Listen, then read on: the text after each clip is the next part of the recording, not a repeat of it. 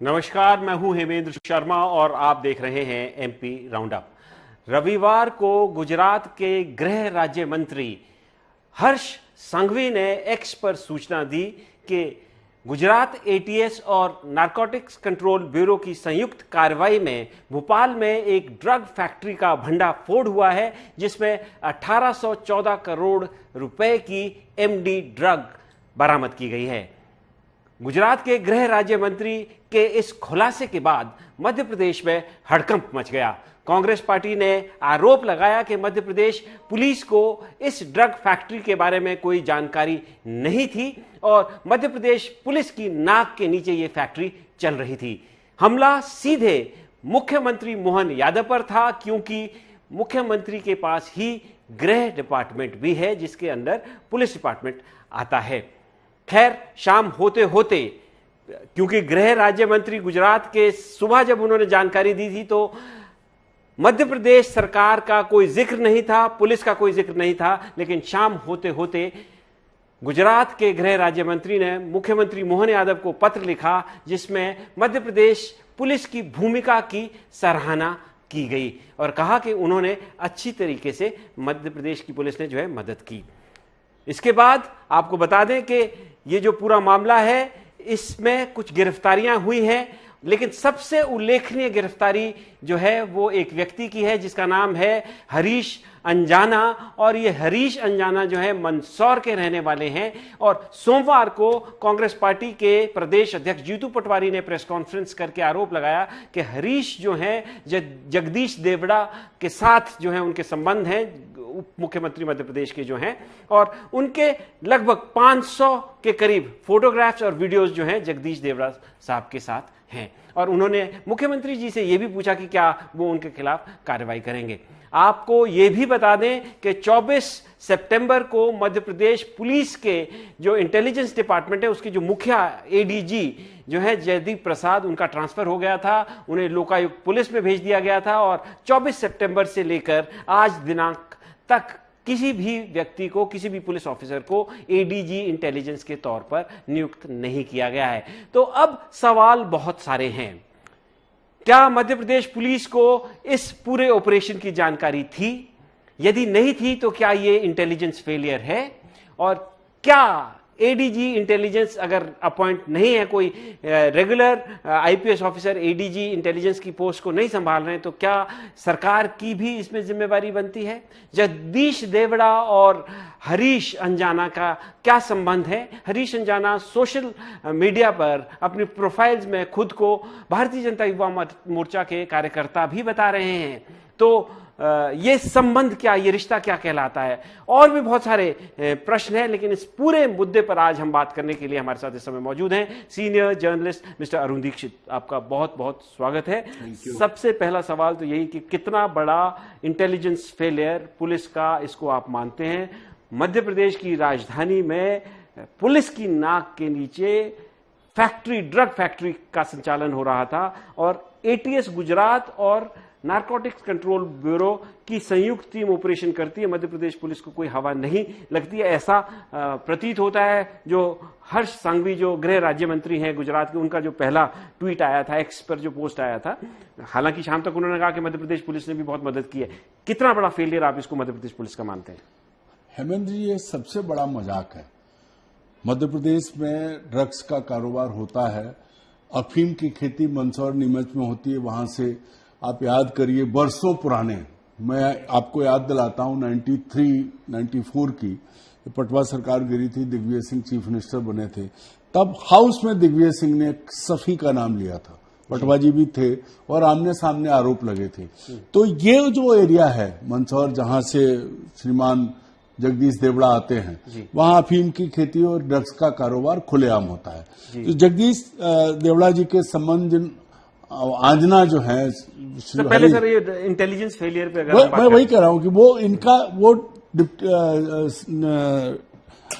Deputy CM हैं और excise minister हैं जी। तो एक पक्ष यह है कि सरकार मिली हुई है, सरकार से संबंध है। दूसरा पक्ष यह कि सरकार है कहां। अच्छा, वो एक फिल्म आई थी सिंघम, उसमें जो है वो डीजीपी सोते रहते थे, कहते नेता के लिए सरकार कहां है, डीजीपी सो रहा है। यहां एक सबसे बड़ी बात मालूम क्या है हेमंत जी, ड्रग्स की फैक्ट्री कहीं झाबुआ में नहीं पकड़ी गई है, बालाघाट में नहीं पकड़ी गई, राजधानी भोपाल में पकड़ी गई है with in the limits of municipal limits. और 17 दिन से गुजरात पुलिस की टीम यहां पड़ी हुई थी, महीने भर से, 17 पुलिस वाले थे, महीने भर से यहां थे, वो अपना काम कर रहे थे। इनको कुछ पता नहीं है, क्योंकि मुझे ऐसा लगता है कि मध्य प्रदेश में ना गृह मंत्री है, ना ही डीजी इंटेलिजेंस है, जब आपको जरूरत ही नहीं है। और आप देखिए लगातार बलात्कार की घटनाएं हो रही, बच्चों के साथ बलात्कार की घटनाएं हो रही, पुलिस का फेल्योर हर जिले में, हर स्तर पर, लेकिन कोई जिम्मेदारी किसी की नहीं। अच्छा। और एक चीज और जो आपने कहा ना, हर्ष संघवी का जो बाद में चिट्ठी गुजरात से हिंदी में चिट्ठी आई और वो चिट्ठी देखी है, सारा मैनिपुलेटेड है, क्योंकि वहां भी सरकार किसकी है, बीजेपी की सरकार है, उसका मुखिया कौन है। चलो ये तो राजनीतिक पहलू हो गया कि भाई क्योंकि भारतीय जनता पार्टी की सरकार यहां पर भी है, वहां पर भी वही है, किया और कांग्रेस पार्टी जो है लगातार इस खुलासे के बाद मोहन यादव सरकार पर सवाल उठा रही थी, तो उन्होंने उनको बचाने के लिए शायद चिट्ठी लिखी या लिखवाई गई, फेस सेविंग है और कुछ नहीं, फेस सेविंग है। लेकिन मेरा सवाल आपसे थोड़ा सा हटके ये है कि अगर गुजरात की एटीएस और नारकोटिक्स कंट्रोल ब्यूरो की संयुक्त टीम भोपाल में 1 महीने से डटी हुई थी, तो मध्य प्रदेश की पुलिस को क्यों इसमें इन्वॉल्व नहीं किया गया? क्योंकि जो पहला एक्स पर पोस्ट आया हर्ष संघवी जी का, उन्होंने एटीएस गुजरात और नारकोटिक्स कंट्रोल ब्यूरो को तो शाबाशी दी और उनको धन्यवाद बोला, लेकिन मध्य प्रदेश पुलिस का कहीं नाम नहीं लिया। तो अगर मध्य प्रदेश पुलिस इसमें कहीं इन्वॉल्व नहीं थी, और जैसे शाम तक आप कह रहे हैं कि फेस सेविंग के तौर पर उनका नाम लिखा गया, तो क्या कारण है? मध्य प्रदेश पुलिस को क्यों नहीं बताया गया? क्या कहीं इन्वॉल्वमेंट का डर था, जैसे कि कांग्रेस अब आरोप लगा रही है कि हरीश और वो तो मिले हुए थे? देखिए हेमंत जी, राजधानी में, राजधानी के भीतर एक फैक्ट्री चल रही है, ये भी नहीं कहीं दूर चल रही है, तो फिर ऐसा तो हो नहीं सकता कि ना इंडस्ट्री डिपार्टमेंट को पता है कि इस फैक्ट्री में क्या हो रहा है, ना लोकल पुलिस को पता है कि वहां क्या हो रहा है, ना जो लोकल इंटेलिजेंस यूनिट है उसको पता है, जो बीट सिस्टम सब जगह है, कहां क्या हो रहा है। बहुत अभी राजधानी बहुत बड़ी नहीं हुई है, भोपाल में ये सारी चीजें पता लग सकती। पहला जो मेरा मानना है कि गुजरात पुलिस और नारकोटिक्स कंट्रोल ब्यूरो ने इसलिए नहीं बताया कि उन्हें यहां की पुलिस पर भरोसा नहीं था। एक दूसरी चीज ये है कि वो ये मान के चल रहे थे कि तत्काल इंफॉर्मेशन लीक होगी और पकड़ में नहीं आएंगे लोग जो पकड़े गए। तीसरी चीज ये है कि इनका जो इनकी साख नहीं है, इनके पास सिस्टम नहीं बचा है। हो क्या रहा है, मतलब आप सोचिए कि पिछले 20 दिन से 15 दिन से आपके पास डीजी इंटेलिजेंस नहीं है जी। आप क्यों, कौन जिम्मेदार है इसके लिए? ऐसा तो नहीं कि दिल्ली अपॉइंट करेगी, ये मिनिस्टर है कि रिसेबल करना है कि आपको निगम मंडल का अध्यक्ष बनाना है, ये आपका काम है। या तो पहली चीज ये लग रही है कि मध्य प्रदेश सरकार, मुख्यमंत्री प्योर रबर स्टंप है, वो उनके हाथ में कुछ नहीं है, जो हो रहा है वो दिल्ली कर रही है। तो दिल्ली ने डिसाइड नहीं कर पाई कि आपका डीजी इंटेलिजेंस कौन होगा, इसलिए हुआ नहीं। अन्यथा अगर मुख्यमंत्री जो कि खुद गृह मंत्री हैं, हटाने के 1 घंटे के भीतर उन्हें नया डीजी इंटेलिजेंस अपॉइंट करना था, डीजी इंटेलिजेंस नहीं किया। हटाने से पहले अपॉइंट करना चाहिए था। अगर आप एडीजी इंटेलिजेंस जैसे, अभी तक यही हुआ है। हाँ, मतलब होता ही ऐसा है कि अगर आप इतने बड़े औहदे से या इतना बड़ा इंपॉर्टेंट पोजीशन आंख कान है सरकार का, सिस्टम की आंख कान होता है। इंटेलिजेंस डिपार्टमेंट जो है, चाहे भारत सरकार का आईबी हो, इंटेलिजेंस ब्यूरो हो, चाहे स्टेट हो। आपने इतने लंबे समय से मध्य प्रदेश में काम किया है, मैं किस किस का ये इंटेलिजेंस फेलियर, इस पे तो हम बाद में बात करेंगे, लेकिन ये जो एडीजी इंटेलिजेंस की अपॉइंटमेंट नहीं हुई है, इससे पहले कभी आपने ऐसा देखा कि एडीजी इंटेलिजेंस का पद खाली हो, केयर टेकर कोई? 30 साल में ऐसा मैंने नहीं देखा, मैं 30 साल से हूं, इतने लंबा गैप नहीं देखा। 20 साल से तो मैंने भी नहीं देखा। एक भी दिन कभी ऐसा नहीं हुआ कि एडीजी इंटेलिजेंस मार्च हटा दिए गए हों और कोई दूसरा नाम। मार्च 94 से लेके अब तक मैंने पहली बार ऐसा हो रहा है कि आपने हटा तो दिया, अपॉइंट कोई नहीं किया, अपॉइंट कोई नहीं किया। अच्छा, तो मेरा अगला सवाल इसी से जुड़ा हुआ है। अगर ये इस तरीके से मतलब इस तरह का एटीट्यूड है कि एडीजी इंटेलिजेंस जैसे इंपॉर्टेंट पोजीशन पे किसी को बिना अपॉइंट किए हुए पार्ट टाइम अरेंजमेंट चल रहा है, तो क्या हर विभाग में, हर लेवल पे इसी तरह का वो एटीट्यूड है सब चलता है एटीट्यूड, और उसका यही नतीजा है कि किसी को पता ही नहीं था और यहाँ पे ड्रग फैक्ट्री चल रही थी। हेमंत जी, मैं इसका एग्जाम्पल आपको अभी पिछले दिनों हुई 30 तारीख को जो अपॉइंटमेंट हुआ चीफ सेक्रेटरी का, उससे देता हूं।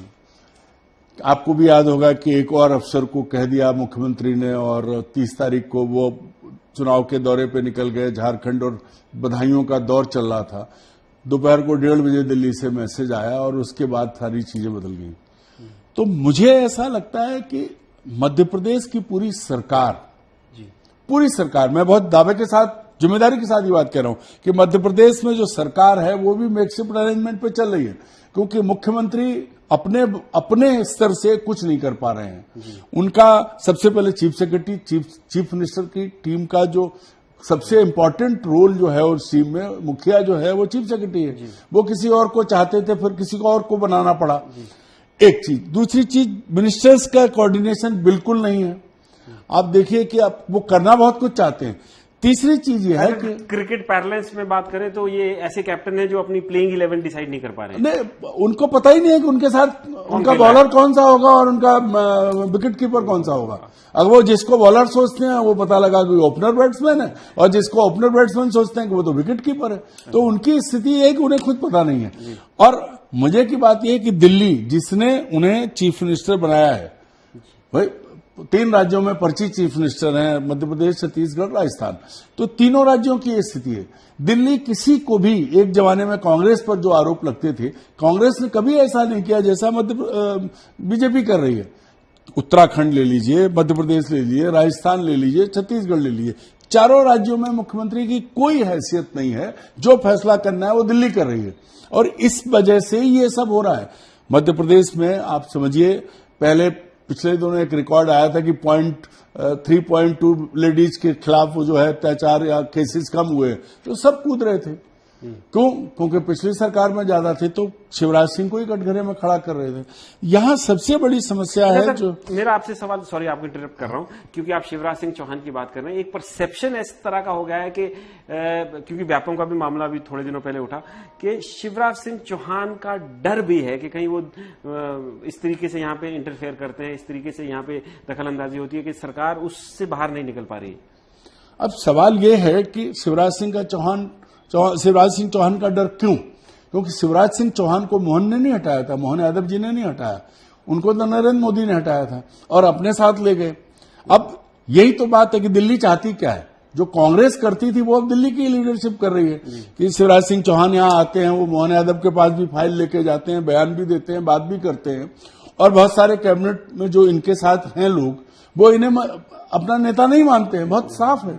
कई बार चीजें आई हैं कि मोहन यादव जी की कैबिनेट में कोऑर्डिनेशन नहीं है, मंत्रियों के साथ उनका तालमेल नहीं है, ब्यूरोक्रेसी पर उनकी पकड़ नहीं है। क्यों? किसी भी फैसले में देख लीजिए आप, महिलाओं पर अत्याचार लगातार, मतलब छोटी छोटी बच्चियों के साथ बलात्कार हो, भोपाल, इंदौर, सब जगह से कुछ नहीं हो पा रहा है। दूसरी चीजें जो हैं, तमाम डिपार्टमेंट्स के प्लान, जो अलग डिपार्टमेंट है, ऐसा कोई डिपार्टमेंट नहीं है जहां से करप्शन की वो नहीं उठ रही है। रोज नई चीजें आ रही हैं। आप देखिए, चाहे वो बच्चों की ड्रेस की सिलाई हो, खेल बड़ा हो गया, चाहे आजीविका मिशन हो, खेल बड़ा हो गया, कहीं कोई भी 10 महीने हो चुके हैं, कंट्रोल नहीं है। अच्छा, इसी मामले पे वापस लौटते हुए मेरा फाइनल सवाल आपसे सर, कि इतना बड़ा ड्रग मतलब भंडाफोड़ हुआ है फैक्ट्री का, 1814 करोड़ रुपए का ड्रग जो है बरामद किया गया है, कोई छोटी मोटी कार्रवाई तो है नहीं। इसके लिए किस किस को आप जिम्मेवार मानते हैं? मतलब सिलसिलेवार हमको बताइए कि कौन कौन आपकी नजर में इस पूरी ड्रग का जो ये यहाँ धंधा चल रहा था उसके लिए जिम्मेवार है, और किस किस के खिलाफ कार्रवाई होनी चाहिए? देखिए, सबसे पहली चीज तो ये है कि इतना बड़ा ड्रग माफिया मध्य प्रदेश आया, बहुत लंबे समय बाद ऐसा हुआ है। गुजरात में तो एक पोर्ट पे, अडानी के पोर्ट पे जो है वो लगातार पकड़ा जाता है, ड्रग्स आता है। गुजरात में ड्रग्स का कारोबार खूब ज्यादा हो रहा है। पूरे राज्य में शराब बंदी है, लेकिन चारों तरफ से शराब पहुंच रही है। तो गुजरात से निकल के थोड़ा बहुत वहां कुछ हुआ होगा। यहां सिस्टम सबसे पहले पुलिस, क्योंकि आपका पूरा सिस्टम फेल्योर हुआ है। दूसरा, हु इज द लीडर? भाई, डीजीपी को रिटायर होना है, महीना भर बचा है, तो उसकी जिम्मेदारी किसकी है? होम मिनिस्टर की। होम मिनिस्टर कौन है? Chief minister. या तो चीफ मिनिस्टर को समझ में नहीं आया कि आसपास के राज्यों में क्या हो रहा है, या फिर उनको प्रॉपरली ब्रीफ नहीं किया गया उनके अधिकारियों द्वारा। उनको बताया नहीं गया है कि उनके साथ, उनके राज्य के साथ कौन कौन सी सीमाएं लगी और कहां क्या क्या हो रहा है। नक्सलियों की बात तो सबने कर ली, लेकिन ये जो ड्रग का इतना बड़ा रैकेट निकला है, और आप देखिए हेमंत जी, मध्य प्रदेश के यूनिवर्सिटीज, कॉलेजेस, कैंपस में ड्रग बिक रहे हैं खुलेआम। भोपाल में, इंदौर में, सब जगह ड्रग, बढ़िया ड्रग ट्रैफिकिंग हो रही है, कोई कंट्रोल नहीं है। शराब का जो खेल चल रहा है वो आपको भी पता है। तो कहीं कहीं ऐसा लग नहीं रहा है कि लेकिन क्या सिर्फ पुलिस और सरकार या गृह मंत्री पे ही छोड़ दे के सारा मामला खत्म हो जाता है? फिर कौन होगा? जैसे इंडस्ट्रीज डिपार्टमेंट जिसने ये लीज दिया, सभी इंडस्ट्रीज डिपार्टमेंट ने फैक्ट्री के लिए लीज दी, वो उसने उसकी जांच उसे करनी चाहिए थी, कौन सी फैक्ट्री चल रही है, लेकिन अंदर घुस के कोई नहीं देख रहा है। सवाल ये कि ड्रग माफिया आया है, इंटेलिजेंस फेलियर तो है, इंटेलिजेंस फेलियर है। पुलिस का जो टोटल सिस्टम है वो कोलैप्स कर गया। तो इंटेलिजेंस फेलियर तो निश्चित तौर पर है, लेकिन एक तथ्य ये भी है कि इंटेलिजेंस डिपार्टमेंट का 24 सितंबर के बाद मध्य प्रदेश में कोई मुखिया ही नहीं है। तो अगर मुखिया नहीं हो तो आप समझ सकते हैं कि क्या हालत उस डिपार्टमेंट की हो सकती है। खैर, सरकार भी जिम्मेवार है, ऑपोजिशन लगातार आरोप भी लगा रही है। जो एक आरोपी जिसको पकड़ा गया है हरीश, उसके संबंध उप मुख्यमंत्री के साथ हैं, इस तरह के आरोप भी लगाए जा रहे हैं। लेकिन सबसे बड़ी बात यह है कि ये एक बहुत बड़ी चुनौती के तौर पर सामने मामला आया है, क्योंकि मामला ड्रग्स का है। ड्रग्स यहां पर बन रहे थे, यहां से कहां कहां सप्लाई हो रहे थे, और जैसे कि बताया जा रहा है कि मध्य प्रदेश को भी एक बाजार के तौर पर ड्रग माफिया एक्सप्लोर कर रहा था। अगर इस बात में कोई सच्चाई है, इस तथ्य में कोई सच्चाई है, तो ये बहुत गंभीर विषय शायद मध्य प्रदेश की जनता के लिए और मध्य प्रदेश की सरकार के लिए है। एमपी राउंडअप में आज सिर्फ इतना ही। कल फिर मुलाकात होगी, तब तक के लिए थैंक यू, गुड बाय।